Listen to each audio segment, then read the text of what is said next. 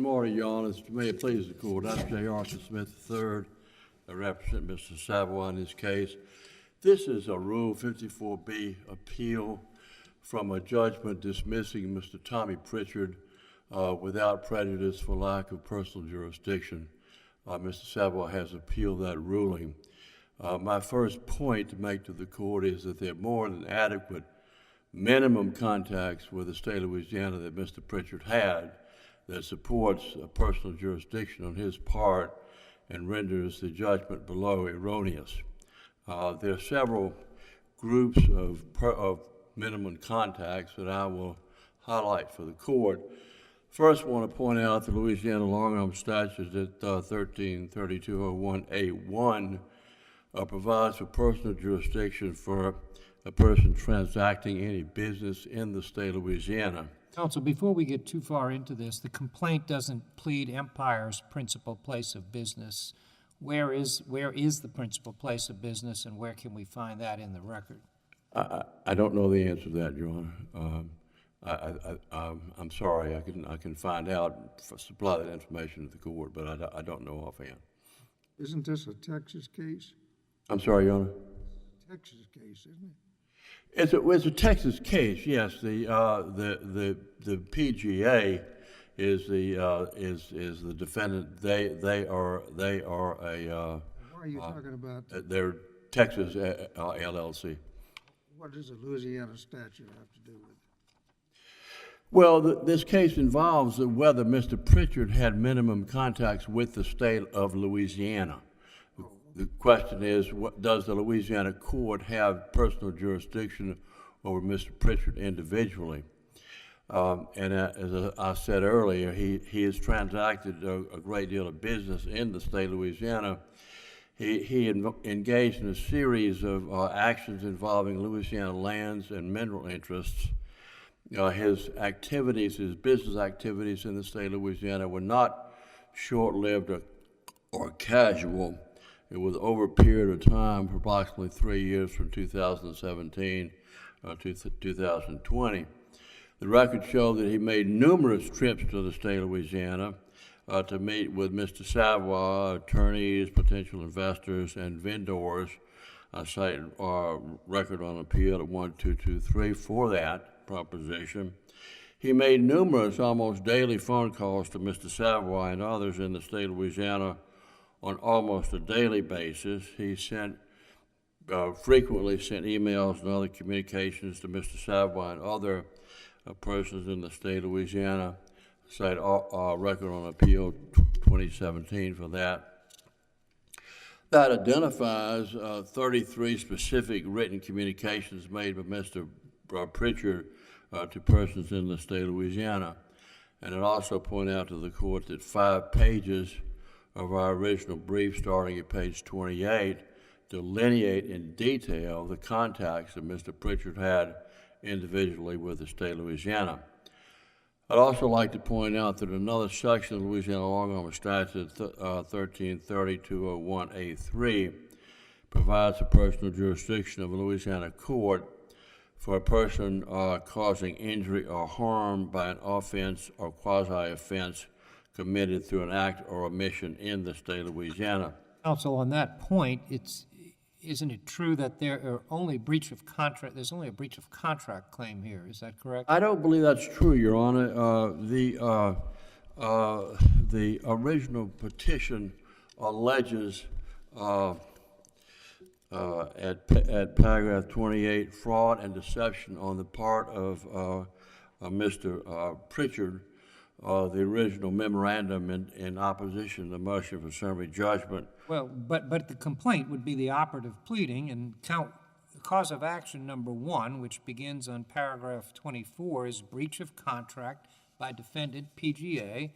Right before paragraph 27, cause of action number 2 is violation of Louisiana wage payment law by defendant PGA. Cause of action numbers 3 and 4 are breach of contract and violations of the Louisiana wage payment law by defendant Pritchard. And count 5 is a breach of contract by Empire. So those seem to be, well, breach of contract and the statutory violation of the wage payment law are what's alleged. There are no other tortious actions asserted. I don't see where that would come into play. Well, Your Honor, rely on the principle of the Skinner versus Switzer from the United States Supreme Court. You don't have to pinpoint exact theories of law in a complaint. And I refer Your Honor also to paragraph 28 of the complaint, which alleges fraud and deception on the part of Mr. Pritchard. Now, I agree with Your Honor's reading of the complaint. It's probably not artfully drafted, but it does give notice of the allegations of fraud and deception on the part of Mr. Pritchard. The case as it developed, and it was very complicated. It's been very complicated, but in the jurisdictional discovery and in the briefing throughout the case, the tort of Mr. Pritchard has been alleged and briefed and thoroughly supported by the evidence. So I think the court is not, I think the court, in the interest of justice, should look at whether there's really a tort claim here and not be bound by the provisions that you read, Your Honor. And also, if we're going to be bound, To be specific, the claim is fraud, in addition to those that I listed here. Yes, it's fraud and conversion, intentional interference with contract. If we're going to get to the possibility that there are tort claims here because of fiduciary shield doctrine, which is, I assume, is why you're doing this, was that presented to the district judge as the judge was dealing with whether there's a sufficient claim here in light of the fiduciary shield? Were you arguing there that, look at this, don't be limited to the causes of actions we claim, what's important are the facts set out there and which claims it might support? Did you inform the judge that we actually have a tort claim?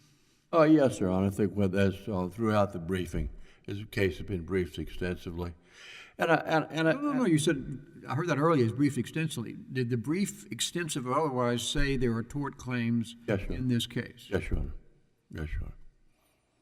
And we rely on the case of this court, General Retail Services versus Wireless Toys Franchise, and when the court, the plaintiff made a claim for a contractual claim and also a claim for wages and fees and commissions that were as part of the contractual scheme, this court characterized the claim for unpaid commissions and fees as being based on, quote, tortious conduct, and reversed the ruling of the district court that denied personal jurisdiction over individual centob, and specifically held that the Texas Fiduciary Shield Doctrine did not preclude personal jurisdiction over Mr. Centob. That case is right on point to this case.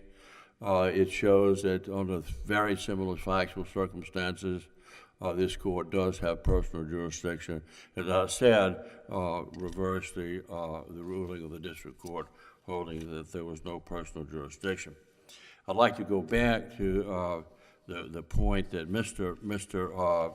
Pritchard sent a letter to Mr. Savoie when Mr. Savoie was in Louisiana, July 10, 2019, in which he said that PGA did not receive compensation on the projects you have asserted, and therefore we don't owe any money. Well, the record of this case shows that as of that time, they had received over $101,000. I'll support that by saying record on appeal 481, 488, 926, 948, 927, 585, 1229, 924, 1227, 1235, and 1236. I mean, that is directly a tort committed by Mr. Pritchard while Mr. Savoie was in the state of Louisiana, caused injury to Mr.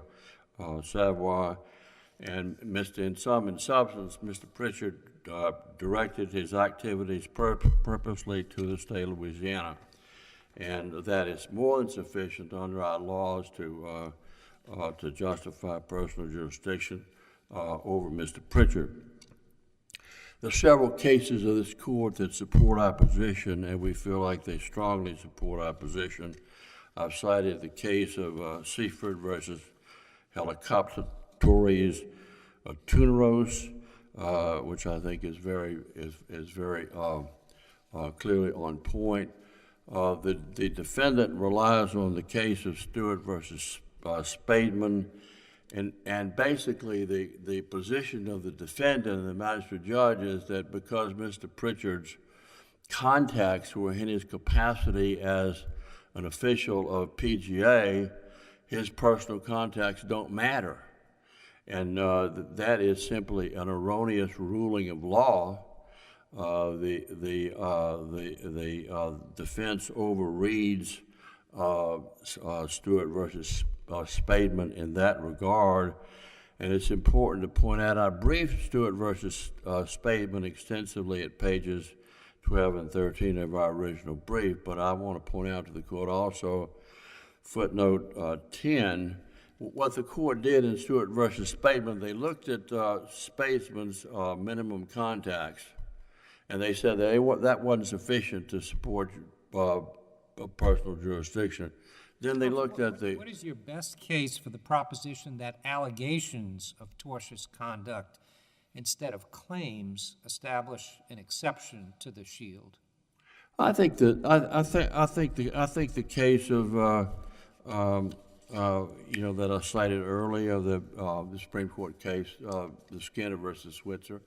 I think the court should look at the evidence and the substance of what's been proven, the substance of the case, and this is not a situation where the allegations of fraud and deceit, misrepresentation were not ever raised.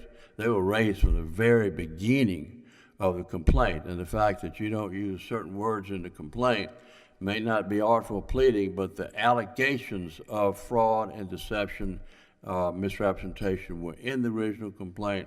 They have been briefed consistently through the case, through the briefing in this court, and I just don't think you can take out that very important part of this case.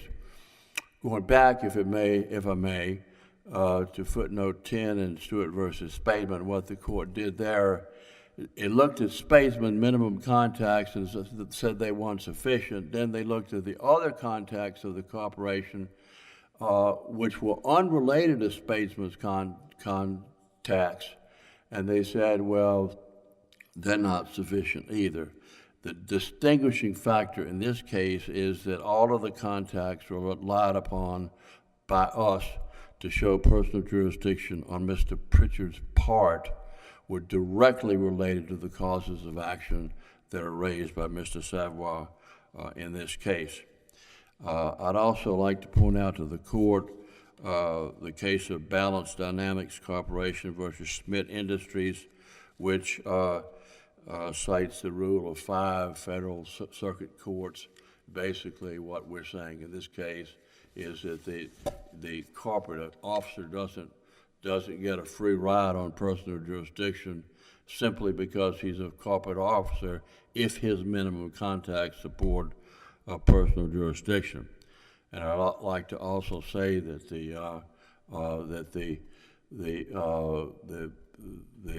this case involves allegations of intentional infliction of emotional distress. Intentional interference with contract under 9-to-5 fashion versus Spurney. Mr. Savoie has shown a prima facie case of each element of this claim. Mr. Pritchard caused caused PGA to breach his contract with Savoie. And Mr. Pritchard was also acting directly opposite the interest of PGA, because PGA had a 5% entitlement from the activities of Mr. Savoie for the revenues that were brought in, and that's were not paid to PGA. So Mr. Pritchard was taking advantage of both Mr. Savoie and PGA, and that's a classic case of intentional infliction of emotional distress. One last point is that the magistrate judge acted as a fact finder in this case and found certain facts based solely on the jurisdictional discovery, and that is a violation of the rule of this court in the Walk-Haydell case. It says when you don't have a full and fair evidentiary hearing, the district court does not act as a fact finder. I think my time is up. I appreciate Your Honor's attention.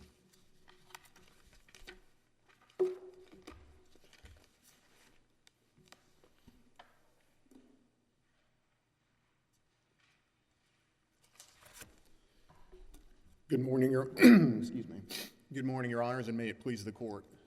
Judge Engelhardt, I'll first start off by addressing one of your questions, which was about jurisdiction, which was a good one.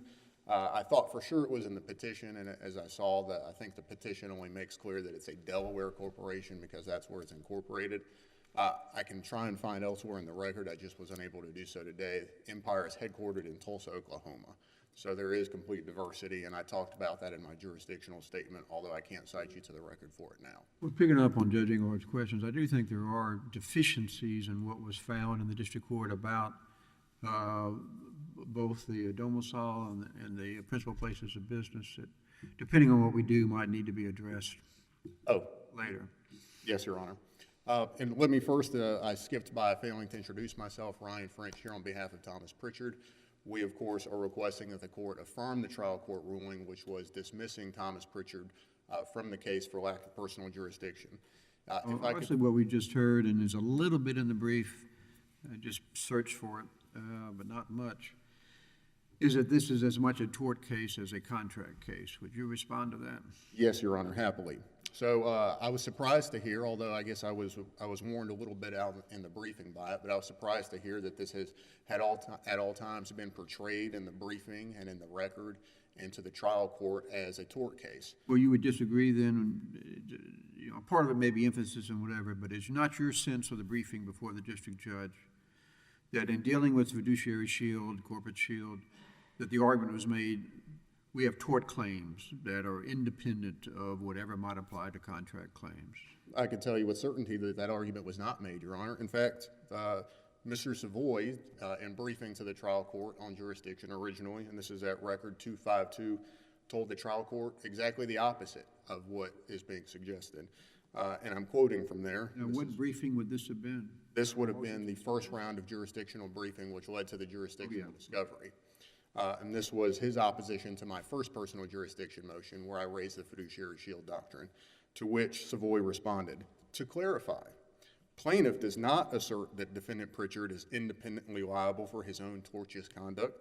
Rather, he asserts that defendant Pritchard is liable for defendant's PGA's obligations because there are sufficient allegations to justify piercing the corporate veil.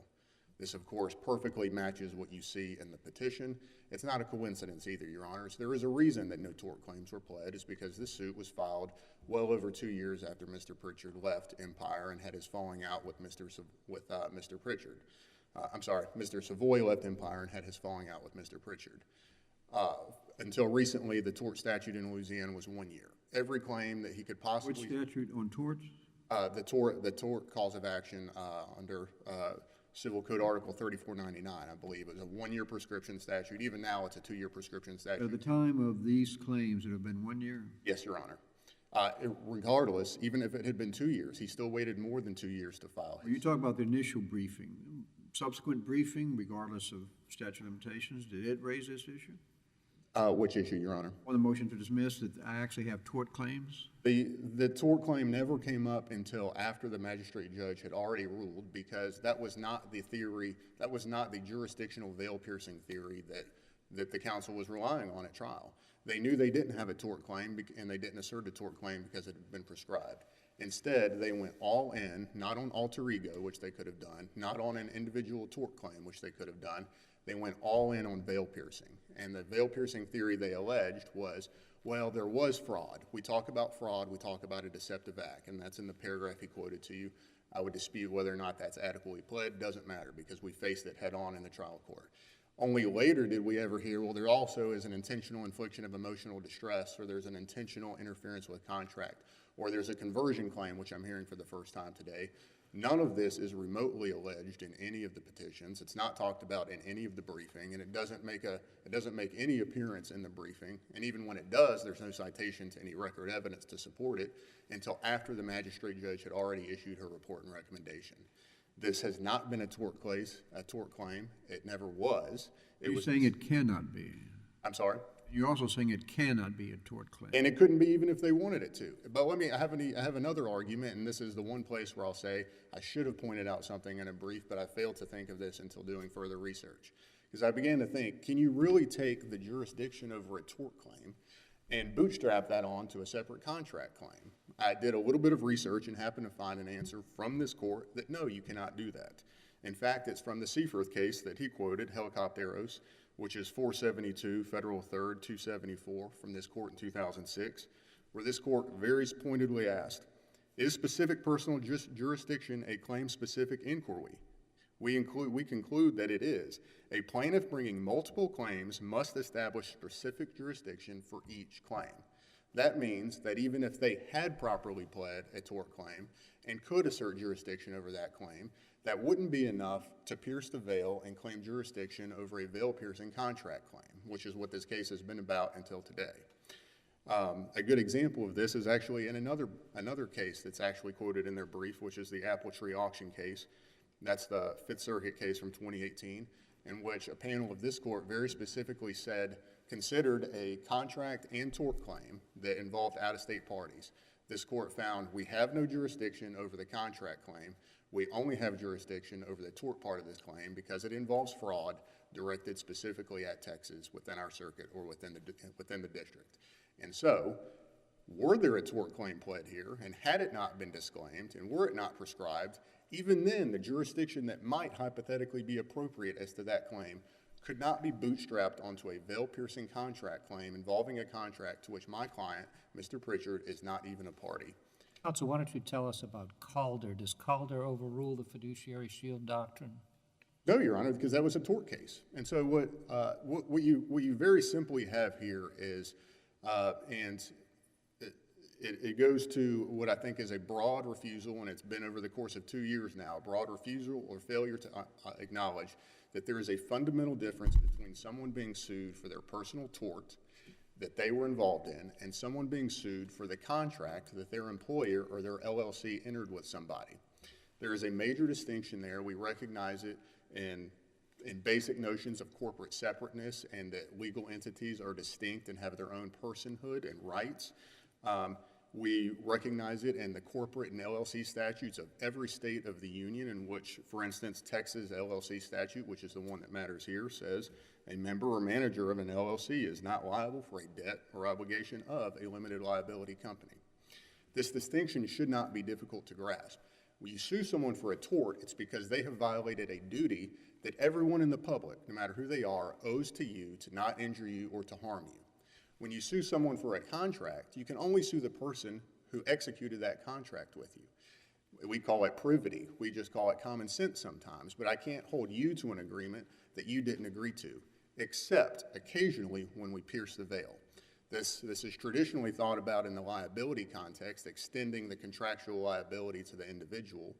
In the jurisdictional context, we're talking about it because now we're talking about minimum contacts. Do we not assign liability from the corporation to the individual, but then we're okay assigning minimum contacts to the individual for jurisdictional purposes? Doesn't really make sense, and it's honestly kind of resulted in a melding of veil-piercing ideas into substantive veil-piercing and jurisdictional veil-piercing. It just so happens when we're talking about jurisdictional veil-piercing, we've given it the name the fiduciary shield doctrine. And it's a pretty basic concept, and it mirrors basic veil-piercing and corporate separateness principles. If your corporation did it, then the person didn't, unless it's an individual tort committed by that person, in which case it's not a violation of the contractual duty, it's a violation that everyone in the public owes that duty, and that's why you can sue the officer individually or the employee individually. The other exceptions are the same ones you've seen in any veil-piercing scenario. Well, Counsel, you tell us what the exceptions are. I don't think you're getting much of this from Louisiana law. You have the Louisiana Supreme Court opinion that refuses to apply it in a blue sky law violation of the Southeast Wireless case. There's a intermediate court case from maybe 10 of 1996, I think, that actually does hold that there is such a doctrine. How do we know that Louisiana would even recognize fiduciary corporate shield? Well, Your Honor, I've cited one case in my brief. It is the Escoto case in my brief at footnote 5, and But that's the intermediate Court of Appeals from 1996? I believe so, Your Honor, the Fourth Circuit And case. that's what the Supreme Court of Louisiana cited in Southeast Wireless. But Southeast Wireless never says there is such a doctrine. I think it's implied, but it's not a holding. It is a holding that it doesn't apply in that case where a corporate officer violated the blue sky laws. And what concerns me is it's not really talking about categories of claims nearly as much as kind of conduct. Despite the fact that the defendant's actions may have been done solely in the corporate capacity, Louisiana, as a means of protecting its citizens, should not permit a director's wrongdoing in the sale of securities to escape personal liability.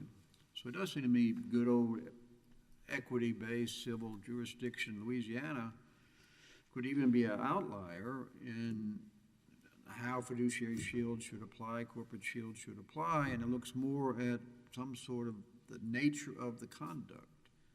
Not necessarily so much tort, but the kind of wrongdoing that is involved, whether it's a violation of a contract, a tort, or something else. I think it's just I'm not as familiar with that case as clearly I wish I had been right now, but I think you cited Southeast Wireless, maybe not, but anyway.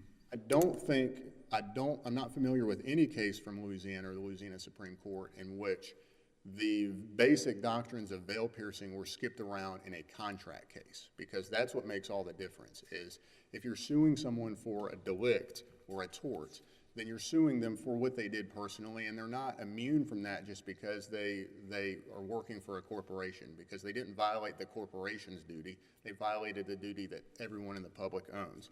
And if the case that you're referencing is the Fryer case, which is the one relied upon in the brief submitted by Mr. Savoie, that's about a failed bank. How about the one submitted today? No, Your Honor, that was the one. It was the one highlighted, I think, especially in the reply brief filed by the appellants. But I took that to be their best case on this point, and it's a tort case. It's not a contract case, and the Louisiana Supreme Court very specifically says that the liability here will be premised on, and it quotes the civil code that talks about torts and being liable for negligence.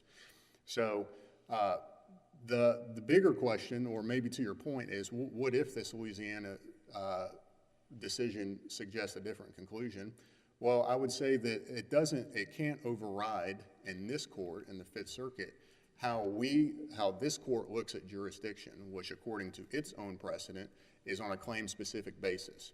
And so even if you read that side by side with a Louisiana decision that says a corporate officer can be liable when their actions are tortious and when they're being sued for a tort, I don't think that trumps or preempts this court's decision that says, well, when you're in a federal court asserting jurisdiction under federal common law, that we have different state-specific rules for how we decide personal jurisdiction.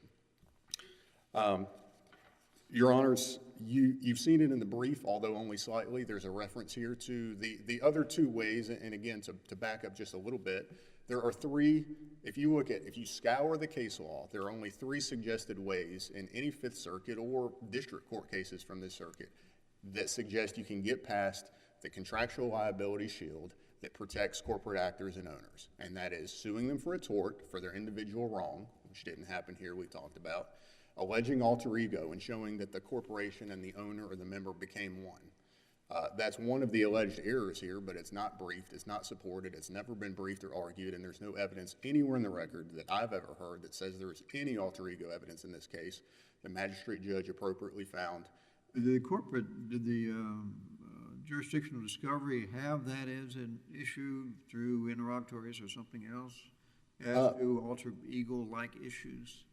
I can't speak for You're what saying there's no evidence. I'm just wondering, would we see in discoveries some addressing of that? The discovery, Your Honor, was wide open. There was 170,000 pages of documents exchanged. I won't look at all of that. I heard you not to. Mr. Pritchard was deposed for an all-day deposition. Mr. Savoie was deposed for an all-day deposition. Alter ego was not pursued? It was not pursued, Your Honor, and that's because they were putting all their eggs in the veil piercing basket. They were putting it all in the fraud and the conflict of interest and the interference with intentional contract basket, but they never understood, even despite me briefing it, that you have to sue them for a personal tort for those things to matter. They thought, and have thought all along, that if you can take a possible tort claim, even if you didn't assert it, and you've heard it today, as long as someone acted tortiously, I can now use that to bootstrap jurisdiction for my separate contractual claim that is actually a veil piercing claim. They've just, Your Honor, they've just overlooked that legal defect the whole time, and they didn't pursue alter ego. They never amended their petition to state any separate fraud or any separate tort claim.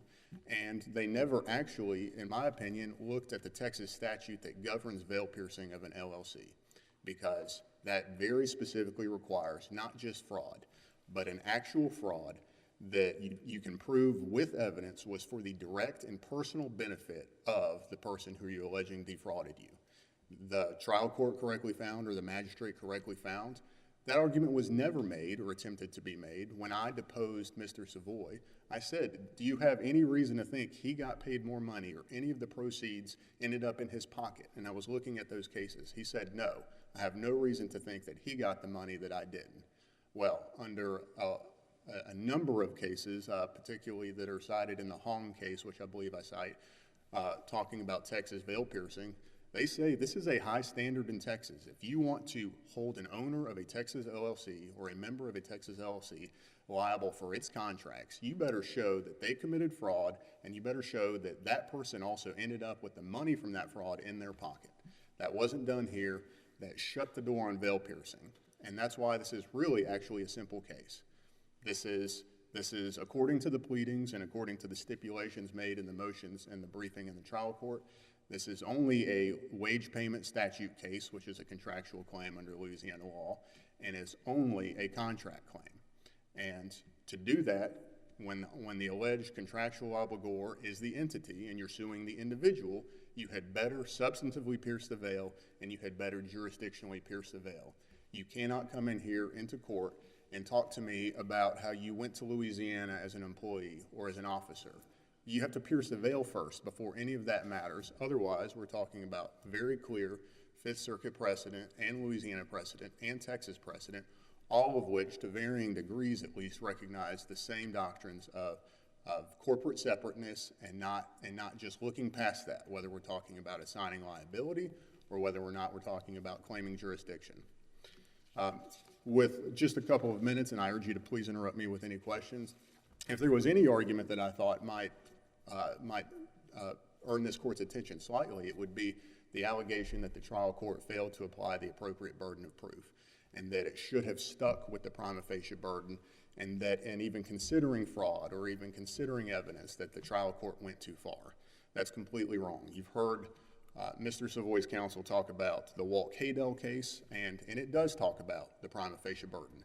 And what a plaintiff who has the prima facie burden can do, he can rely on not conclusory but well-pled allegations from his complaint, and if there are conflicts in the evidence, then he gets the benefit of any factual dispute.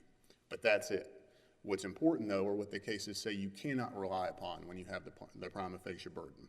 You cannot rely on conclusory assertions, or as this court said in the Felch case, for instance, 92 Federal 3rd at 326, we credit the non-conclusional factual allegations of the complaint to the extent that those are not controverted by the evidence, which means when I attach depositions, and I attached his deposition where he proved that he had no fraud claim, and where he proved that he had no damages, and where he made no alter ego allegations, and when I pair that with his lawsuit and then submit that to this court, he had to come forward with some evidence, really any evidence, that an actual fraud had been committed, that there was an actual tort committed that he was pursuing, that there was an actual alter ego situation here, and he didn't. And that's why the trial court appropriately applied the burden of proof. He did not have a heavy burden of proof, but he failed to meet it because he offered no evidence. We are now several years into this case, hundreds of thousands of dollars having been spent on discovery, wide open jurisdictional discovery in which every path could have been explored. This has been run to the ground, and what you have here is an attempt to use broad tort cases, like every case cited in their brief, like the Calder case, like the Keaton case, like the Donovan case, like the wireless toys case, like the DJ case. Every case he cites is a tort case, because the law is clear, you can sue someone for a tort if they wrongfully harm you. None of those cases stand for the proposition that you can then throw that in the pot, mix in a contract claim involving a different entity, and then still have jurisdiction and liability over that person. I think it's pretty simple and not complicated. Thank you, Your Honors. Thank you.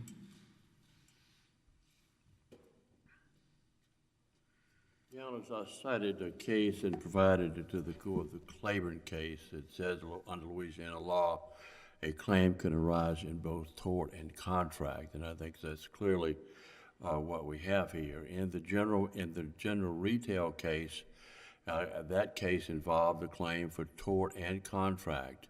It involved a claim for unpaid wages and commissions.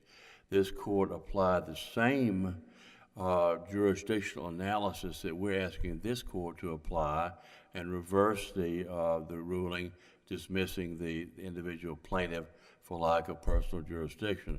But Applied the regardless same. of when the two different claims could arise out of the same facts, those claims have to be viable, and what we're hearing today, even if you had a tort claim, and even if you have enough in your complaint to say, based on the factual allegations, there's enough there, that none of them are viable anymore because of statute of limitations. It's never been raised. It's never been briefed below. It's never been tried or So anything. you're not willing to say one way or the other, but just that that's not been raised before. That's not this involves a continuing diversion and conversion of money that has never been raised before, and it's simply not.